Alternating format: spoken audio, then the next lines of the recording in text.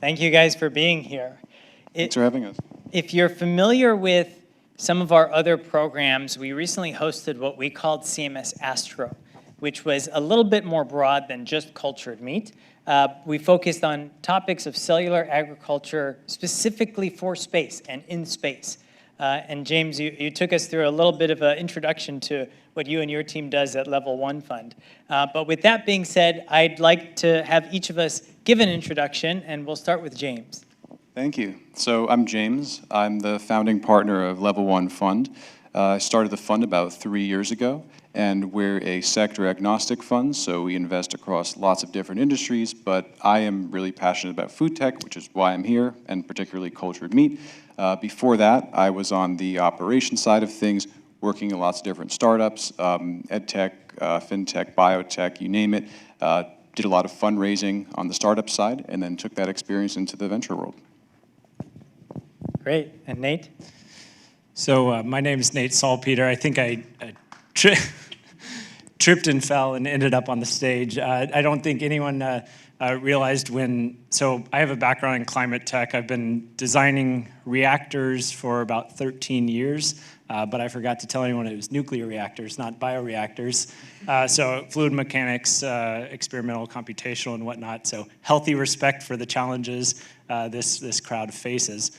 About 6 years ago, my wife and I founded an organization called Sweet Farm Foundation, which does a lot of things. It's a farm animal rescue, it's a place for plant-based agriculture, but we also incubate companies and help them through a variety of means, whether it's first-of-a-kind field trials, and through that process, we've placed a number of investments, and out of all of that, organically, a fund has grown. So we're currently raising a fund called SNØCAP, which is broadly investing in climate tech. So food, of course, is a big piece of that. Excellent. And if Sweet Farm sounds familiar, in addition to the expo booth in the expo hall, the CMS Fun Run usually, or actually has always benefited Sweet Farm. So if you purchase a ticket for the CMS Fun Run, proceeds go to Sweet Farm. But today we're here to talk about investing, specifically in regards to food technology. And so each of you have made investments in food tech companies, whether it's through the fund or as angels. Tell us about how you really started getting into food tech, or maybe even more broadly, just food tech investing. So kick things off. So for me, it started a long time ago. It started with me asking how I can be more healthy as an individual, and as I got a better handle on that, I started asking myself how I can help others with the knowledge that I have, and then how can the dollars that I spend make an impact on our planet. When I started Level 1 Fund, I finally had the ability to do that at a more massive scale. So I wanted to start investing into food tech, food companies that are really creating paradigm shifts. And my first investment in the space was in a company you probably know called Just Inc. A very good friend of mine works closely with the company, invested in them a couple of years ago. And that was actually my segue into cultured meat because, as of course many of you also know, they have a division called Good Meat that has the chicken product on sale in Singapore. And then from there, kept getting deeper into cultured meat, talking to more folks in the industry. I also have a Substack blog, some of you may know, called Cultured Meat News, where I interview founders and experts in the space, try to help them get their stories out there and just educate more people about the good things that cultured meat is going to do for the planet. Great. So on my side, it was a little bit of a happenstance path. So out at Sweet Farm, like I mentioned, we do a number of projects and field trials, and we like to help the community any way we can. But about four years ago or so, we got a call from an unnamed person that said, hey, can we have your excess plant matter? And we said, how about we start with, hi, my name is, we're looking for this. And so we started to dig in a little bit, ask how we could actually help and get involved. Turns out it was actually two people who became good friends and are friends of many people here. So Ron Shigeta and Ryan Bethencourt. So friendship was born through that process. And then at some point, Ryan and I got together, and he said, hey, there's these couple of entrepreneurs in Singapore that are thinking about starting a company, and they just need this first check in. So at that point, Ryan and I co-invested as the first investors in Shioka Meats. And that was kind of the start of it. And from there, it's just continued to grow. Shioka Meats was the first. Yeah. Oh, interesting. Now, prior to that, were you doing angel investments in other sectors? So we did. I'm trying to remember the timing. I think my wife and I may have invested in Geltor's Series A. I forget the timing, whether that came first or second, but. Okay, but around the same time. Yeah. Interesting. Okay, and then for James, your team invested in Just, or now Eat Just Inc. At that time, were they working on the cultured meat product, which is now called Good Meat, or was the focus just the egg? The focus was really just on the egg product at that time. I had known there was something with the chicken in the works, but it wasn't anything that I think anyone thought would be approved for consumption anytime soon. And when that happened about a year and a half ago, I think it took a lot of people by surprise, but something that was very exciting. Excellent. And I'm sure the audience knows, but the Good Meat chicken product is on sale in Singapore, and the Good Meat portion of the Eat Just Inc. business went on to raise money specifically dedicated to just Good Meat. Is that right? Yep, that's right. So that's really exciting, and I think as we dig into this a little bit more, I want to really ask the question about doing due diligence, because and Nate, I like how you said that it was not bioreactors, right? And so this is a pretty complex topic. And as the check sizes are getting bigger, what kinds of due diligence do you actually do as an investor, whether it's the angel round or it's with a fund? And I really ask that for those in the audience that are entrepreneurs that might be kind of approaching investors. What kind of due diligence is done? I would say for myself, although I've worked in biotech, I don't have a deep science background myself. So it's really important to have experts who have worked in the industry, who have at least adjacent experience, who you can go to and show them a deal you're looking at and say, hey, does this make sense to you? Can this actually work? On another note, I think that when there's any industry that's hot, lots of people are going to jump in and try to do the same thing. You'll remember when Uber came out many years ago, everyone was trying to do a ride-sharing company. Then there was Uber for XYZ. In cultured meat, there are lots of companies jumping in, and that's great, but I think you need to really look for the founders and the teams that are outliers, and by that I mean the ones that are doing something different. Talk to as many companies as you can, talk to as many companies as you can find that are doing something similar to the one you're looking at, and then try to find the points of differentiation. I'm sure we'll talk at some point in this panel about the article that everyone's talking about, that notorious piece of writing that shook up the cultured meat industry, but that article does raise really good points, and it just puts into focus how important it is to really pick and choose very carefully, get to know the founders very well, and talk to lots of experts in the space. So when I started out, I was in the space, I was quite naive. I am still quite naive, and I acknowledge that. And I think that's an important factor. So whether it's incorporating in expertise through your network, or if you're an angel investor just getting involved in the space, one of the ways that I started is actually with Lisa and Mary from Stray Dog Capital with Glasswall Syndicate. Great group of investors very early into the space that apply kind of group due diligence into the process. Since then, I personally have kind of evolved into reaching out to certain subject matter experts on the topic. But when it comes to looking at companies, there's a couple of things that I keenly look at. One is, do they have that clear differentiator, that wedge in their business model? Are they thinking about how they're going to integrate into an existing sector and supply chain that has been around for hundreds, if not thousands of years in some cases. So are they thinking about how do you actually disrupt these spaces? And is it actually disruption, or is it just integration? So we're looking for healthy thought processes on that side. And then other aspects to building any company, any startup. Do they know how to build teams? Do they know how to build company culture? The science is difficult. We all know it's difficult, but people are difficult too. And if you can't hold a company together, you have no shot at actually scaling a company.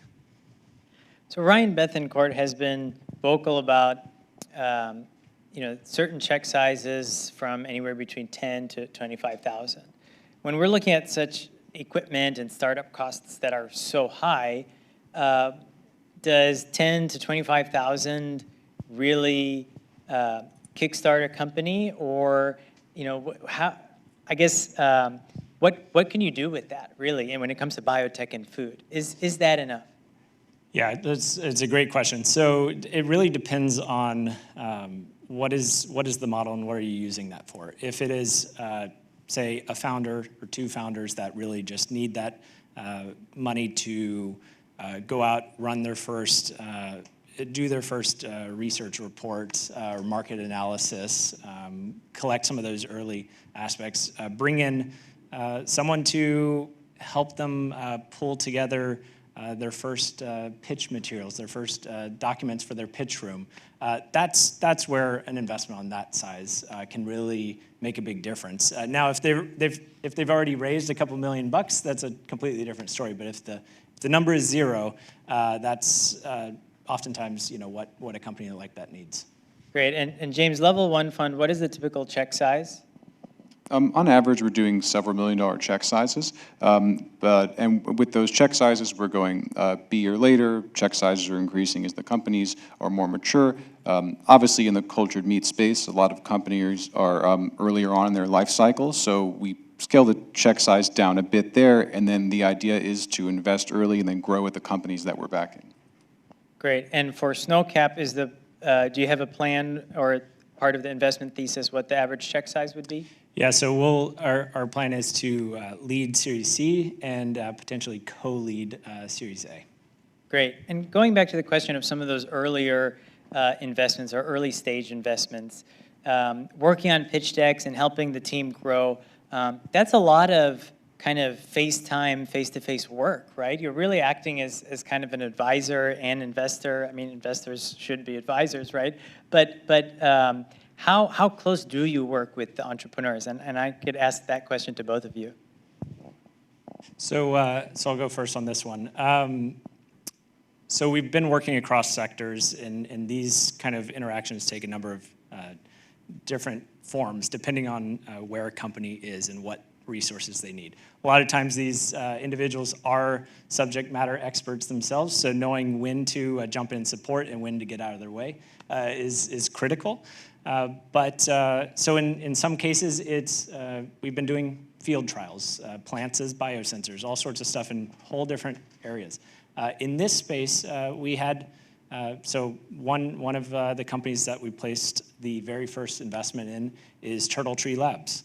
So Turtle Tree Labs is based in Singapore. They, although they just opened their 24,000 square foot research space in Davis, but they reached out to us because they were a stealth mode company in a nascent sector with very little network here in the Bay Area, very little network in the space, and they were technologists. They were not Ph.D.s in cellular agriculture, but they understood how to respect the science, how to build a team around that, and how to build a business. So we jumped in when a lot of other folks were kind of turning away when it came to opening up their network. So at that point, it was really about due diligencing who they were and what they were about, and then having that ability to open up our own network and help them get those first critical investors in their company. While we wrote the first investment, it was a very small one. The more important thing that we did was we helped them land some of their very, very strategic early investors. Yeah, and for me, it's all about being a resource to the founders I invest in when they need me. I want to be a sounding board for them to bounce their ideas off of, and just want to help them stress test their ideas. I can't help them ferment, you know, in a bioreactor any more efficiently, but I can look at marketing plans. I can connect them to folks who will be great value adds. I can bring in a lot more capital through my own network. So I just try to help in the best ways that I can, and that really is something that's different for every investor, and it just takes, you know, knowing your strengths and like playing up to those. We mentioned Glasswall Syndicate, and Stray Dog Capital has spoken at the Cultured Meat Symposium in the past. Maybe Nate, can you give us a really brief introduction to what Glasswall Syndicate is, because that's a name that has been thrown around quite a lot. Yeah, or the vegan mafia. Many different names for these groups. No, so Glasswall Syndicate is a group of impact investors, and it does include some. At this point, they're institutional scale. They've now raised their Fund 2 and even possibly Fund 3, but it's a group of investors that primarily invest in companies that are removing animals from the supply chain. So it's across not just meat and dairy, but it includes things like alternative leather and fur and a lot of different things. But they do a lot of work in CPG, so consumer packaged goods, as well as you know, alt protein platforms such as many of the ones that we're talking about. So one of the things that they do is it's really a crowdsource in terms of bringing deals to the table, so typical syndicate, and very beneficial for getting involved and starting to learn and learning about the questions that are being asked of investors. If you are new to the space, that is, I can't recommend it highly enough to get involved with Syndicate in this space, whether it's specific to this area or a broader syndicate in climate tech, if that's your interest. Great, and I think we see deadlines, or maybe I shouldn't say deadlines, announcements for products coming out quite often in the world of cultured meat. And I was speaking with Steve Molino of the Clear Current Capital, which I believe is also a part of the Glasswall Syndicate, at least in some way, shape, or form. And I asked him the question of these, I guess, release dates. And when we're talking about Eat Just Inc. specifically, there have been release dates, pretty early release dates for quite some time before it eventually came out, and now that's a super exciting thing. And I will tell you the answer that Steve gave me in just a second, hopefully after I hear answers from you. But the question I asked was, you know, is there investor pressure in saying that we're going to have a product very soon, right? Because when we have kind of common discussions at industry events like this, people always say like, oh, well, there's pressure from their investors, pressure from their investors. Is that true? Do you think that there's pressure from investors, a pretty strict pressure, to say that you're going to be announcing a product, especially or specifically in the cultured meat space, very, very soon? And maybe, James, you can start. There's no pressure from me, because I know that the biggest thing we're all waiting for is when the first regulatory approvals will come out in the U.S. and other countries. And, you know, the companies that I look at, the companies I'm starting to invest in, I know what the products are that they're working on, and I have faith in the teams. And a good example of that is New Age Meats. I invested in their Series A recently. They're a really phenomenal team and blew me away. And I don't worry about what they're working on behind the scenes, because I really trust them and believe that they know what they're doing. So I just sort of am a bit more hands-off. And like I was saying a moment ago, you know, you just add value in different ways. And definitely there are ways that investors can help out. Like maybe sometimes a founder needs a push in the right direction. But really it's a very nuanced situation that I think varies on a company-by-company basis. Like sure, there are things that you can help on or tweak here and there. But I think the most important thing is you need to invest in founders where you don't worry about having to push them, and you know that they're kind of doing what they need to do, and that you're just there as a resource for them whenever they need it. Yeah, I completely agree with that. Similar stance. We don't push our portfolio companies because we chose them for a reason. We chose them because we had faith that they would understand the value of a good pivot when it makes sense, and also we're investing in companies that do have a clear path to scaling and integration within a growing nascent market. So we are not, well, I don't know about you, but I'm not Bill Gates. I don't have a 20-year fund lifetime. So when we're choosing our investments, it really is investments that we do feel can scale, and then it's all about supporting them in that process. And Steve Molino's answer was very similar, and I think we can debunk the myth that there is heavy investor pressure, mainly because I think investors that might add that pressure, and correct me if I'm wrong, but investors that might add so much pressure, they probably aren't looking to invest in technologies like cultured meat. Yeah, I mean, we all know that cultured meat is in its relative nascency, and it's not something that tomorrow a switch is just going to be flipped and it's going to turn on. You know, it takes time. The industry needs time to mature. So by investing in this industry, you kind of know that that's part of the game, and you have to have some patience. Yeah, and if I could add one other thing. So when I got into this space, I brought a perspective from working in the nuclear industry. So public perception is always a big question mark, you know, gaining public trust. You're developing technologies that take a long lead time. So I spent 5 years at Bill Gates' startup in Seattle developing new reactor types. And how do you take something from zero to a product, and something that may take decades and also require government oversight? There's a lot of similarities, and there's safety concerns in the nuclear space that there's other types of concerns in this space. And in many ways, it's the same, because you're developing a new technology. In many cases, you are working alongside those regulators to help educate them in the process. So we're also looking for entrepreneurs that understand and respect that role that they have and responsibility they have to step into that and actually help those that are going to keep this space safe and trustworthy for the consumer. And if they're instead taking a lean back approach with the regulatory bodies, that's, for me, at least personally, a little bit of a red flag about how they can actually grow long term. We mentioned it on this call, but the counter article by Joe Fassler, at least when I talk to different cultured meat companies, their response is one of two things. Either, no, this is all wrong, or it's BS for, excuse my French, or they'll say everything is absolutely correct. Like, yeah, well, we knew that. And so well, I guess maybe first I'll ask, what do you think about the article? And if you read the article, what are your thoughts on some sort of analysis like that? I think that the article raises a lot of really good points, and it's important to have those kinds of critical pieces, especially early on in industry's life cycles, so that you know what challenges there are to tackle.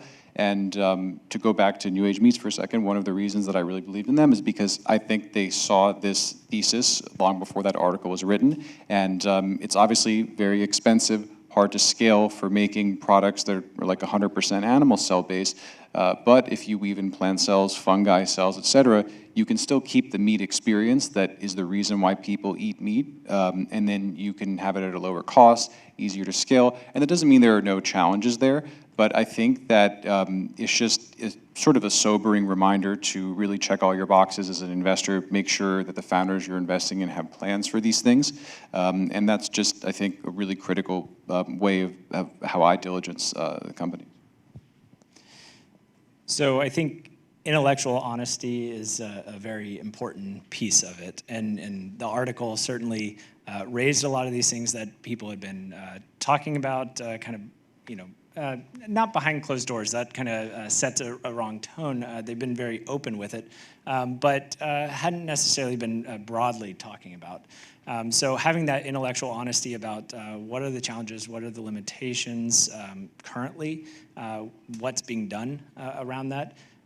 Any major new technology, it seems like, has met similar resistance. This is possibly just one of the first hardest hitting or hard hitting ones to breach this space. And I don't really view it as a bad thing. I think it helps us keep the space grounded and continually adapting to what's only going to increase in terms of speculation around is there a future here?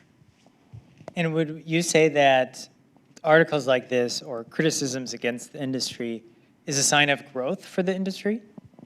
I think that in any new industry, be it digital music, cars, when incumbents are threatened by new disruptive technologies, they're going to kind of hit back, they're going to lobby, they're going to hit it from a regulatory front, they're going to put out a lot of pieces in the media. And not talking about this article specifically, but just in general, it's something to expect when there's a new disruptive technology. And if cultured meat works, like I think we all hope it will, it's going to be seriously disruptive to the meat industry. So over the years, as more progress is made, as regulatory approvals come out, I'd expect a lot more articles like this coming out. And I completely agree. If I could add one aspect on socio-political factors is, generally speaking, I try not to invest with those considerations in place in terms of I prefer a company that can stand on its own and is not tilted by the whims of a particular party being in office, which raises an interesting point as to why, personally, I placed the first investment in two, not one, but two companies in Singapore. It was because there was a clear signal from a technocratic society that said, we are getting behind this. We have our 30 by 30 initiative. We want to be 30% food sustainable by 2030. And they had the right aligned motives. So here in the US, this is just starting to play out, right? $10 million put into Tufts University for the first Institute for Cellular Agriculture.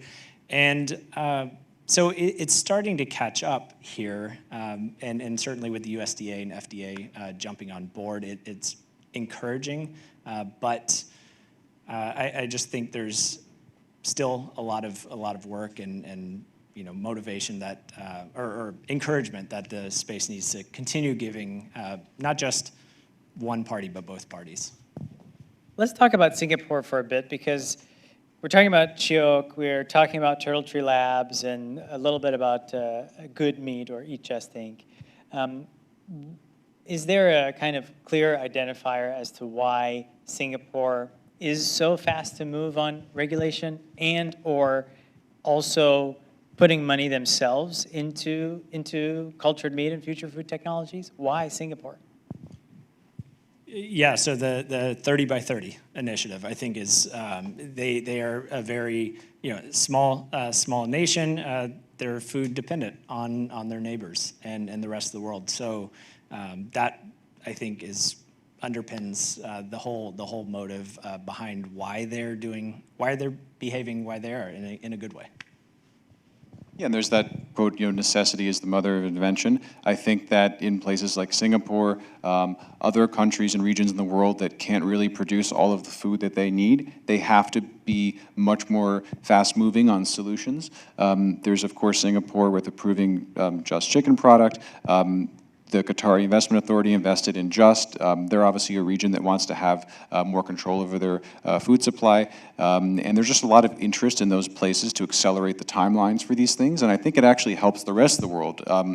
While the U.S. still hasn't approved, cultured meat products for sale, I think that when Singapore approved Just product, it really was kind of a shock to a lot of countries, and I feel like a lot of regulators maybe accelerated their timelines a little bit or started looking at least a bit more closely at what they were doing. So it actually has an important kind of ramification on a global scale.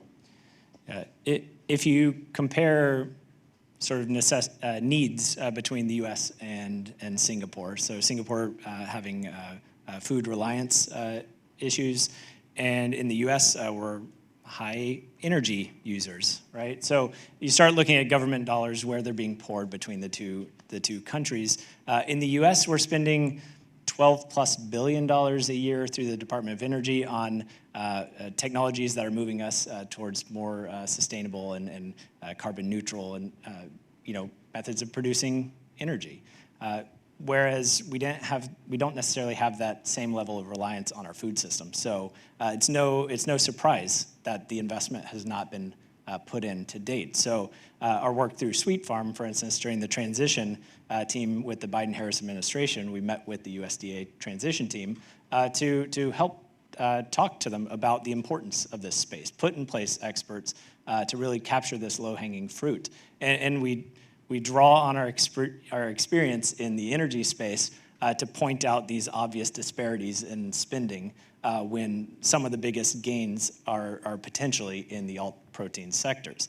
That said, I think it is important to be intellectually honest about some of the things that are required for this sector to really achieve maximum, or really maximize those reductions in emissions. So committing to renewables as your power sources, and working with companies and suppliers that are also committed to those. I think it's an important thing for this sector to really get behind wholeheartedly. Would you say it's common, as someone who is making investments in a space, to try to advocate for technologies to go in one direction or another? I'd say for myself, like I mentioned earlier, I don't have the deep science background to say it should go in one direction or the other, but like I mentioned, I have a newsletter where I kind of amplify the voices of the people who do have the really informed opinions. So I think, at least from my perspective, I want to go into my network of people in the cultured meat space, find the ones who have really interesting, maybe even different opinions, and give them a platform to kind of talk to the world about it. And I think that's kind of where I can have the most value at. One last bit about Singapore. We saw that there was a lot of regulation around cryptocurrency that caused a lot of people in other parts of the U.S. to actually go to Singapore to start their companies that are related to blockchain and cryptocurrency technologies. Do we think, or do you think, that there will be companies that will go to Singapore just to start cultured meat companies? Well, if you look at Turtle Tree Labs, one of their founders is from the U.S. So yes. That's the first one. Yeah, so I mean, I'm just going to call that out. They have two co-founders, one from Singapore, one from the U.S. They intentionally chose where to start that company. And I don't want to speak completely for them, on that topic, but I think that paints a picture. And I couldn't say what percentage of founders those countries will draw, but definitely, like with the Turtle Tree example, there will be some that go to these places, and undoubtedly those countries will capture a lot of value from the companies that are built there. Great. Excuse me. So as we start to wrap up, I want to bring the conversation to Sand Hill Road. And we are in San Francisco here. Tech startups are always eagerly trying to get checks from Sand Hill Road VCs.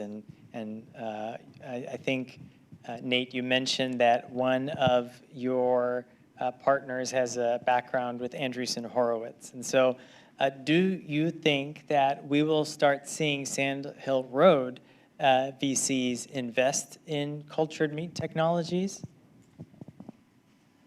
So I can speak from our Sweet Farm experience, which has been over the past several years, we've been bringing together founders and bringing together investors out at Sweet Farm to build those bridges, to build those networks. That said, we don't tend to invite out the investors that are already in the space. That's a party. Nothing against having a party. But I think it's incredibly important to build those bridges to get those investors excited. So in 2019, we hosted our innovation dinner. We brought together around 25 to 30 founders of companies ranging from stealth mode all the way out to just before IPO. And we brought out another 20 or so investors from a lot of major institutional groups that did not yet have funds specifically in this space. Since then, several of them have spun up bio funds and invested in this space? Yeah, I've thought about this question a lot, and my answer would be that I think most of the traditional Silicon Valley VCs tend to focus less on brands and more on sort of B2B picks and shovel suppliers to industries.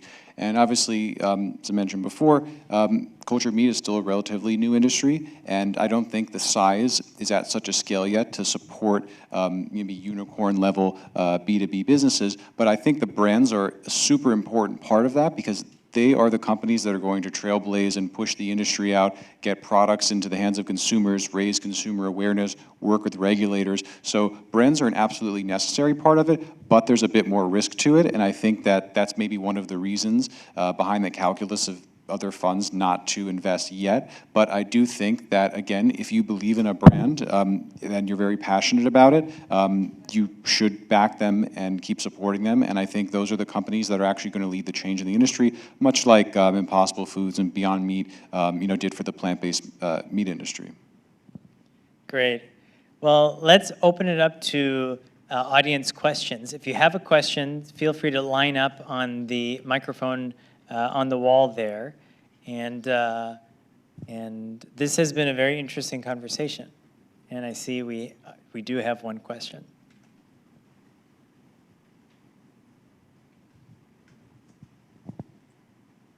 And actually, Sand Hill Road is not very far from Half Moon Bay. Is that right?